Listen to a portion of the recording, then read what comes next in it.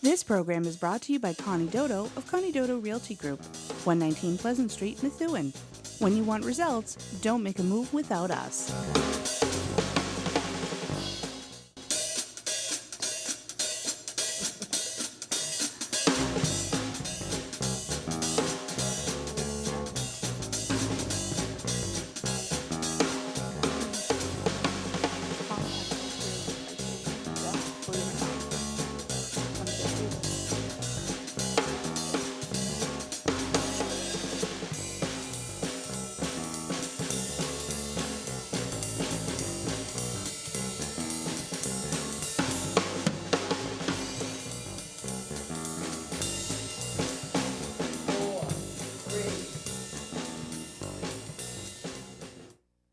Welcome to Real Estate View. I'm your host for the evening, Michelle Houle. I want to thank you for joining us tonight, and I also want to introduce you to my very special guest, who's usually the lady you see sitting in this chair, Connie Dodo. Thank you for joining me. Thank you, Michelle. I'm sitting on the other side, which is always interesting. Well, that's because you are the realtor among realtors, so we have to get your information out there. Tell me a little bit about the real estate market. How are things going? You know, the real estate market this past year has been tremendous. The spring market, the summer market was just incredible. We had a supply problem. We didn't have enough inventory. Not enough houses to go around? Correct. You know, now that it's fall, we've kind of increased our inventory, even though rates are wonderful and, you know, people are still out there buying, but we've seen our inventory increase, but it's great. August, just an example from last 2014 to 2015, the month of August, it went up 21% in terms of sales in Massachusetts. That's incredible. That's for great. 1 year. So August, I mean, from March through September was great. Great number of closings and so forth. But now we're seeing a higher inventory, which typically it will slow down a bit. But typically, real estate doesn't have the seasons. If somebody has to move, they have to move. There's many reasons why people sell their home, whether they're downsizing or they're relocating. So it's going to vary. But the market is still great, you know, for sellers and buyers. That's great. I know as a homeowner, quite often last winter, I found myself saying, that's it, I'm selling and moving to an apartment. Do you think that has anything to do with it, or is it just that's what the market's doing? You know, right I think, you know, where the baby boomers and the millennium babies are purchasing homes. So, you know, I think that's making the market what it is. I mean, the baby boomers are downsizing, or some of them are thinking after last winter, let me go south, you know, where it's warmer. So, you know, we're seeing some of that. But, you know, I think for overall, I think it's really people that are downsizing or people stepping into the market. The economy this past year improved along with the job market has improved. So that helps move the market from first-time home buyers. They're pushing the marketplace, and the empty nesters are moving. So this way it's pushing on both ends. So we have that availability to make sure that there's enough inventory. So I think that's what we're seeing at this point. Right now, do you see people more interested in like new construction, or are people willing to buy fixer-uppers? Or is that just something that doesn't really have a trend? It's interesting. I think the younger generation, they want turnkey. Some of them don't want to do much, so it's going to vary. I think working with a lot of younger people, I'm seeing that I think back in certain times in the marketplace, people were okay to put sweat equity into it. Sometimes people don't want to do that. They feel that, you know, the younger generation, they're spending more time at their jobs, socializing and so forth, that they don't want to do much.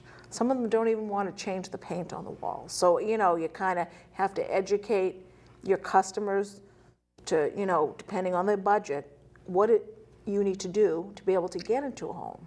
So if there's somebody that has a budget of $250,000, you have to say, okay, let's look at your top priorities of what you want, and let's look at what this house could be. So you have to have them visualize it. And some people will come to that end and say, okay, that makes sense. If I paint it or I get somebody to do it, it's going to be a nice house. So you have to really help them through that process. I mean, real estate, as any field, it's always education. And as a real estate agent, that's what we do. We educate people to what the marketplace is and how they need to get to where they want to be. I think that's... When somebody first comes to you and says, okay, I want to buy a house, what's the first thing you do with them?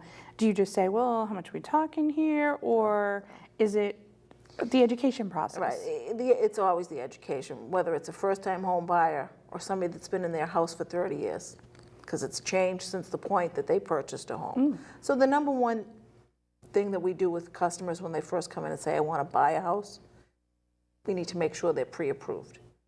Get them pre-approved with a financial institution, mortgage or bank, whatever, who is a reputable one. Make sure that they understand that this is the dollar amount that they're pre-approved for, and they're comfortable with the monthly payments. That's always an important factor, because people say, oh yeah, I can get pre-approved up to $600,000. And I always say to them, okay, you're two people, two income household. If one of you aren't working, make sure that you're able to carry that mortgage. So that, so you kind of go over some of that, and they look at you like, well, why do you want me to buy a lesser house? When it doesn't matter. You want to make sure that they stay in their house and they're not in a situation that they lose the house, and that's what we want to prevent. We had years of that in the past that, unfortunately people were getting pre-approved for what they shouldn't have. So that's the first start, is to make sure they're pre-approved and they're comfortable with those monthly payments. And then we talk a bit about where do they want to be? What towns do they want to be in? What type of home do they want? And I always ask, give me your top 3 priorities of what you are a must in a home. And then gauge it from there. But that's, really sometimes if it's, husband, wife, partners, whatever, to make sure that they're on the same page. Sometimes what one wants and what the other one wants isn't always the same. So we try to come to that meeting of the minds within those 2 people that are purchasing a home. So that's always a balance sometimes. So do you have people that come in and say, well, I want this, this, and this, and the other one says this, this, and this, and you go, yeah, you just negated each other. Correct. It happens. It happens. Even when you go into homes and it's like, someone says, oh, I have to have this and this. Like, this is nothing of what I've been wanting, so this is not going to work. It usually works itself out. Buying a home, selling a home is a very daunting process. I always say to people, if you're still married or you're still with each other through this process, sometimes if you can't agree upon what you want, that's what it is. But for the most part, people, it typically will run smooth once those 2 individuals come to what they want and agree upon it. If they don't agree upon it, that's when it gets a little tougher. But you manage through it. You manage through it. One of the things I noticed was the things that were top on our list of gotta haves are the things that now we say, oh, I wish we didn't have that, because it seems like a great idea at the time. Right. Do you find a lot of people that, maybe are selling a home and saying, no, it was a great idea 30 years ago, but I don't want that now in my next house. Yeah, I mean, a lot of people, especially when you're younger, you say, oh, I want a lot of land. And then you say, okay, that's great, but what comes along with a lot of land is maintenance. Yeah. So let's factor that into your budget. If you're not going to cut the lawn or maintain for snow and so forth, you have to budget that in. So you're right, people will, that's very common. People that mostly downsize, they don't want the big colonial. They don't want that 3,500 square foot home with the 4 bedrooms, with the 3 baths that they have to clean, and there's only the 2 of them there.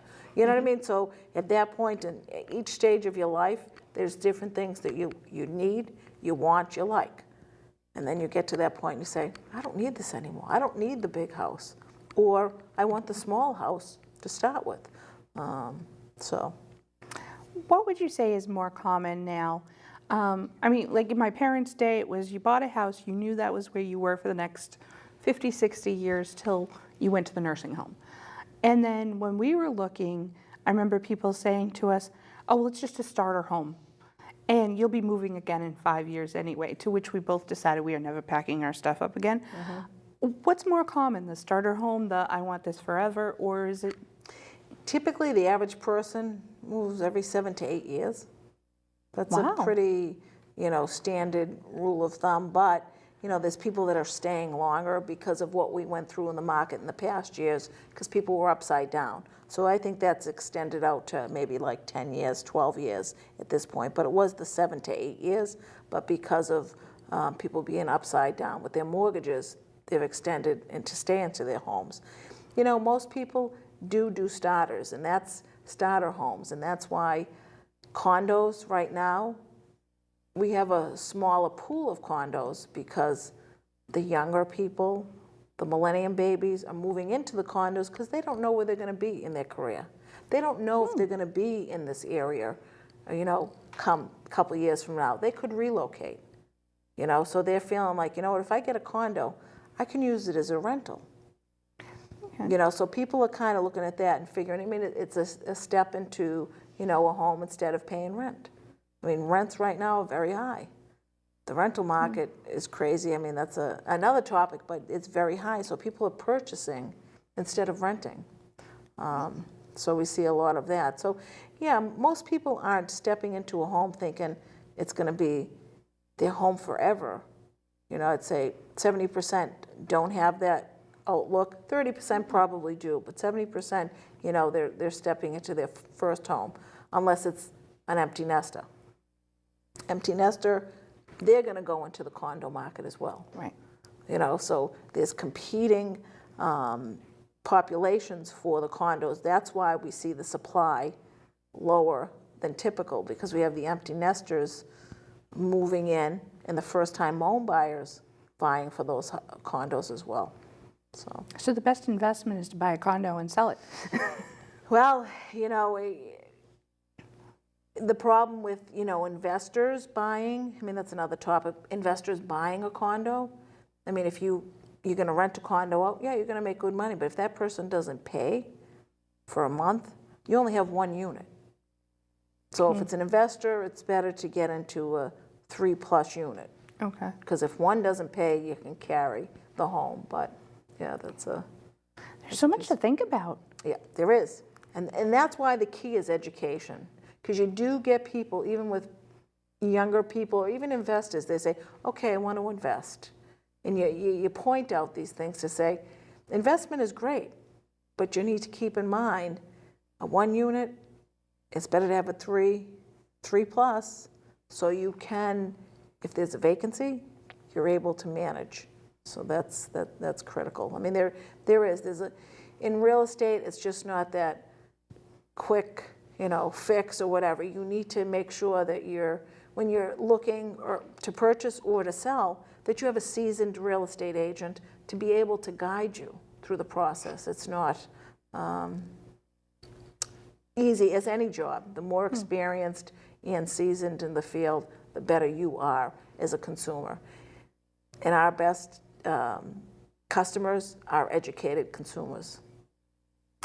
Now, when you're saying educated, are we talking, I know what I like because I saw it in Better Homes and Gardens, or educated that I took a first-time home buyers class and they explained, mortgages and refinancing and all of that to me?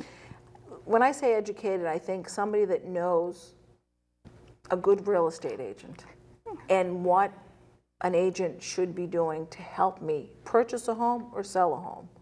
What are the skills that person should have? And let's face it, now with the internet, people, they can see, it's like, who are the agents that are, producing, who's doing the good marketing. So that's when I say a good, educated consumer, because they know, inevitably, most of the time, when they come upon my office doorstep, they stick with us because they see what happens. So I think that's the biggest piece.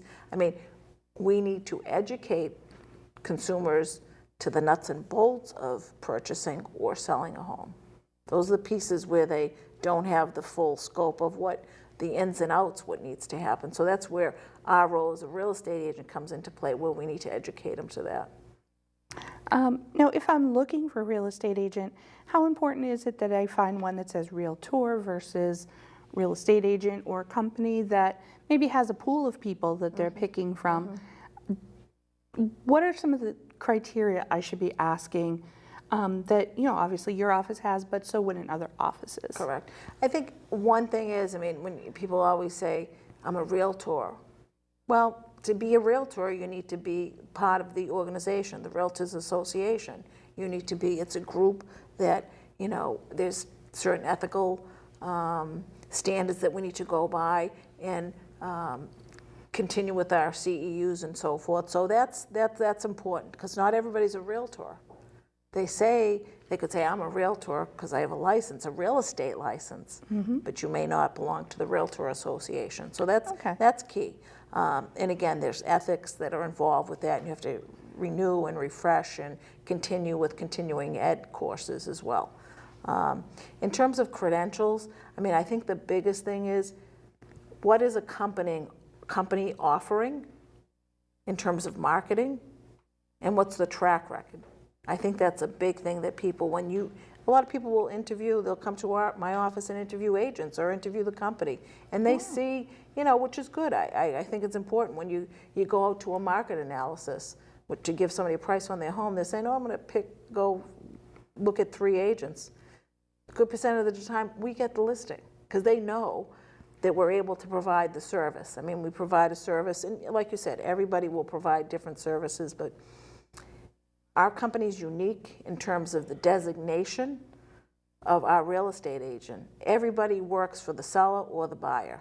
Most companies don't function in that capacity. I mean, there's a lot of little differences in terms of designated, non-designated agencies that I won't get into because it's a little technical, but we work in the best behalf of the seller or the buyer, and that's everybody in the office, which is key. Most companies don't function in that way.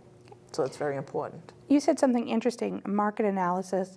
How do you decide what a house is worth? Like, we talked about being pre-approved, so I know I can afford up to $250,000. But if I'm selling my house, do I look at it and say, well, I paid $50 in 1975, so it's got to be worth $350 by now? Yeah. Or do you have somebody that comes in and says, well, you have this is positives, this is negatives? How does that work? You know, when you look at comparable sales, that's the key. You look at what sales have sold within the past 6, sometimes 3 months. You want to look now, what has sold that's comparable to your home. Comparable area, comparable size, comparable style house, comparable amenities in the house. So that's how we determine a price. Okay. And you do, I mean, everybody's home is their palace. It doesn't matter, and it should be. I mean, when you go home, you say,